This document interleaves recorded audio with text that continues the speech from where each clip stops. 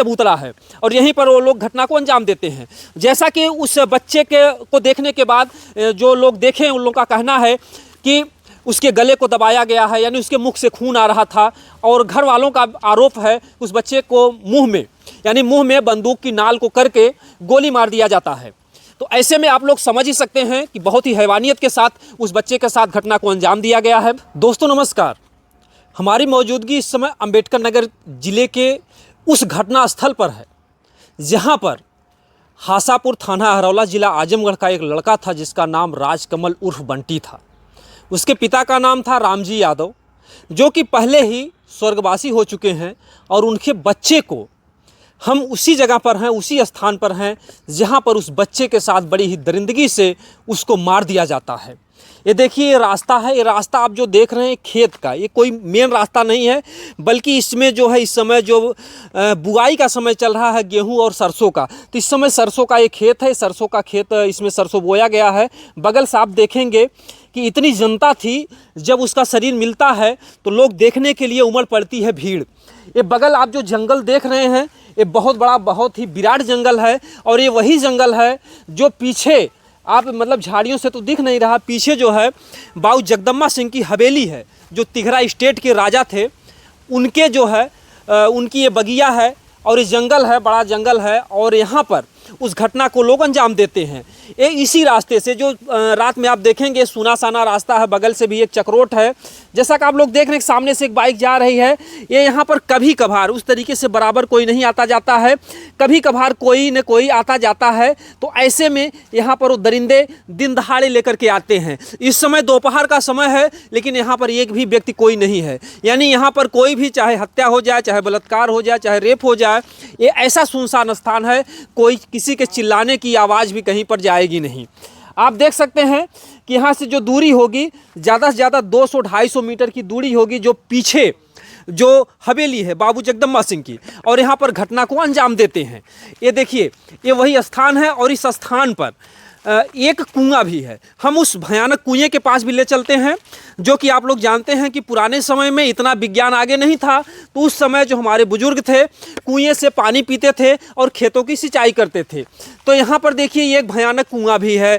आप देख सकते हैं कि जो कुआं है काफ़ी चौड़ाई में बना हुआ है और इसके रूप रंग से तो लगता है कि ये जो है अंग्रेज़ों के ज़माने का कुआं होगा। जैसा कि आप लोग जानते हैं जो हवेली है वो भी अंग्रेज़ों के ज़माने की है और ये कुआं भी जो ये भयानक कुआं आप लोग देख रहे हैं ये भयानक कुआं है और इसकी जो है गहराई भी काफ़ी है और ऐसे में इसको देखने में तो डर लग रहा है। और इस भयानक स्थान पर वो लोग जो बंटी यादव नाम का लड़का है उसके साथ घटना की हैवानियत करते हैं और हम ले चलते हैं आपको उस घटना स्थल पर जहाँ पर बंटी यादव यानी 17 वर्षीय बच्चे का जो मासूम बच्चा था, यानी खाया पिया बच्चा था, देखने में तो जवान दिखता है लेकिन उसकी उम्र अभी नाबालिग थी, यानी कि अभी 18 वर्ष का भी वो बच्चा नहीं था। ये देखिए वही घटना स्थल है।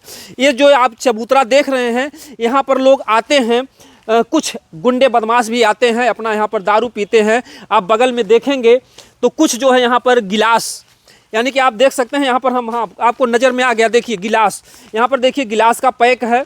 यहाँ पर तमाम तरीके से यहाँ पर देखिए यहाँ पर लोग आ करके जो है शराब का भी सेवन करते हैं, यानी नशे की हालात में होते हैं। और यहाँ पर कोई ये नई घटना नहीं है। एक बुजुर्ग अभी मिले थे रास्ते में, उन्होंने कहा कि ये दूसरी घटना है, ये जो बंटी के साथ ये घटना घटी है ये कोई नई घटना नहीं है। इसके पहले भी इस सुने साने स्थान पर एक और बच्चे के साथ इसी तरीके से हैवानियत हुई थी।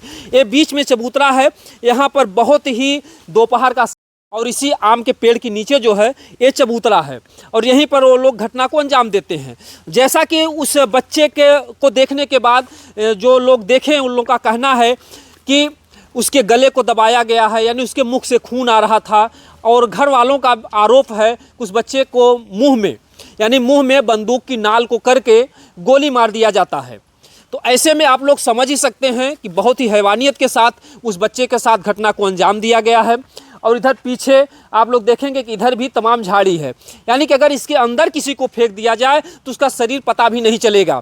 और यहीं पर जो आम का पेड़ है बगल में ही उसकी बाइक जो है जैसा लोग बताते हैं कि चालू अवस्था में मिली, यानी कि वो बाइक भी बंद नहीं थी, वो बच्चा, इसका मतलब है जैसा घर परिवार वालों ने बताया कि कोई एक लड़का था, उसका दोस्त था, उसका मित्र था, वही उस बच्चे को ले करके यहाँ पर आता है, यानी कि घटना को अंजाम देता है और बाइक चालू भी रहती है। ये बड़ी सोचने की बात है कि यहाँ सूने साने स्थान पर ला करके किस तरीके से दरिंदों ने घटना को अंजाम दिया।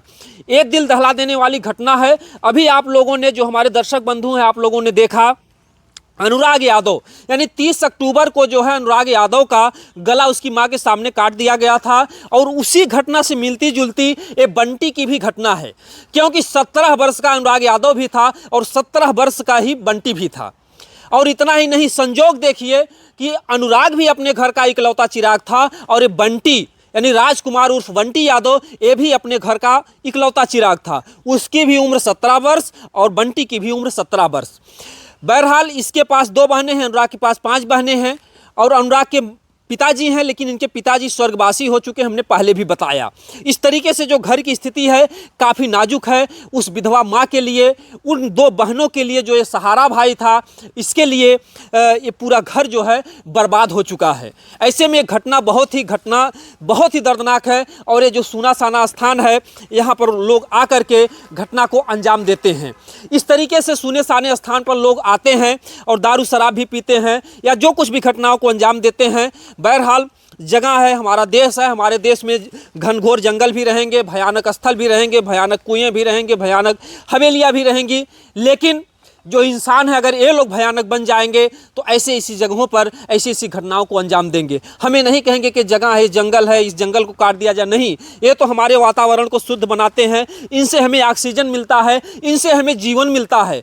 लेकिन जीवन मिलने के साथ ही साथ जो दरिंदे हैं ऐसी जगहों को, ऐसी जो जगहें हैं जो मनोरंजन के लिए हैं, जो स्वास्थ्य के लिए लाभप्रद हैं, ऐसी जगहों पर आकर के ऐसी घटनाओं को अंजाम दे देते हैं। बंटी जो था 17 वर्ष का लड़का था, वो हमारे देश का भविष्य था, एक जो अच्छा खासा लड़का था और उसको, जैसा घर परिवार का कहना है, कि उससे 1 करोड़ रुपए की रंगदारी मांगी जा रही थी। तो ऐसे में जो कुछ भी है ये घटना बहुत ही दुखद है। लड़के का घर आजमगढ़, हम ये भी बता दें इस घटना से स्थल से उस घर की जो दूरी होगी ज़्यादा से ज़्यादा 8 से 9 किलोमीटर, यानी 8 से 9 किलोमीटर पर जो है बंटी का घर है। और जो है अपराधी का, जैसा घर परिवार वालों का कहना है, कि पास पड़ोस की हैं, कुछ लोग मित्र भी हैं। और बड़ी दुखद बात यह है कि जो बंटी के साथ घटना घटती है उनका ही दोस्त आता है बुलाने। तो हम अपने वीडियो के माध्यम से कह देना चाहते हैं, दोस्ती तो बहुत होती है। कहते हैं कि जो दोस्त होता है, 2 जिस्म एक जान की तरह होता है। सुदामा कृष्ण की भी दोस्ती देखी गई, आज भी हमारा इतिहास गुण गाता है। क्या लोग दोस्ती करना छोड़ दें? पत्नियां पति को मार दे रही हैं तो क्या लोग शादियां करना छोड़ दें? तो ऐसे में आजकल जो दोस्त हैं, एक भाई साहब थे, उनकी गाड़ी पर लिखा था, या खुदा मुझे दोस्तों से बचाना, दुश्मनों को हम पहचानते हैं। आज बंटी के साथ जो घटना हुई, दोस्त बनकर ही उनके साथ छल कपट हुआ, दोस्त ही उनको बुला करके ले आता है, वरना बंटी की बाइक यहाँ पर नहीं आती। इसका मतलब वो सहमति से आया था, ना कि उसके साथ कहीं दूर घटना को अंजाम दिया गया, बल्कि इसी स्थान पर उसके साथ घटना को अंजाम दिया गया है।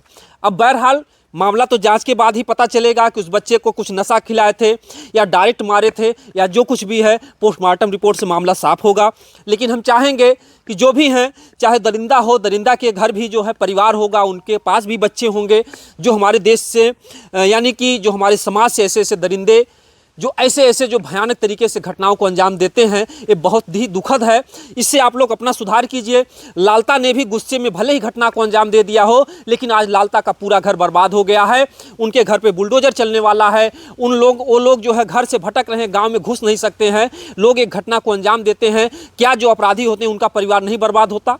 अगर वो जेल में चले जाएंगे, जो भी मारे हैं, क्या उनकी पत्नियां जो है रोएंगी बिलखेंगी नहीं? उनका भी तो परिवार जो परेशान होगा। तो थोड़ी सी बातों के लिए जो इतनी बड़ी घटनाओं को अंजाम देते हैं, ये बहुत ही दुखद है।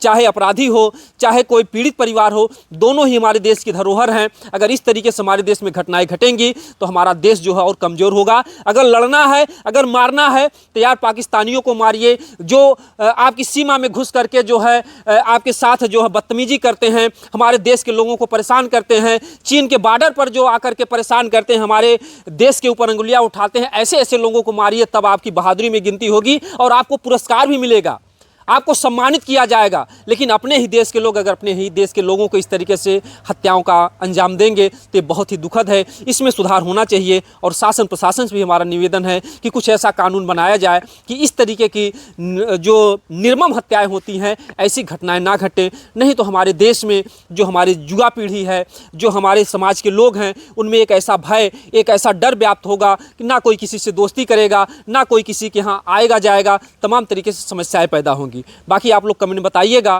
कि जो है ऐसी घटनाओं पर दरिंदों के साथ या जो लोग घटनाओं को अंजाम देते हैं क्या होना चाहिए, जिससे हमारे देश में आगे घटनाएं ना हो सके। जय हिंद, जय भारत।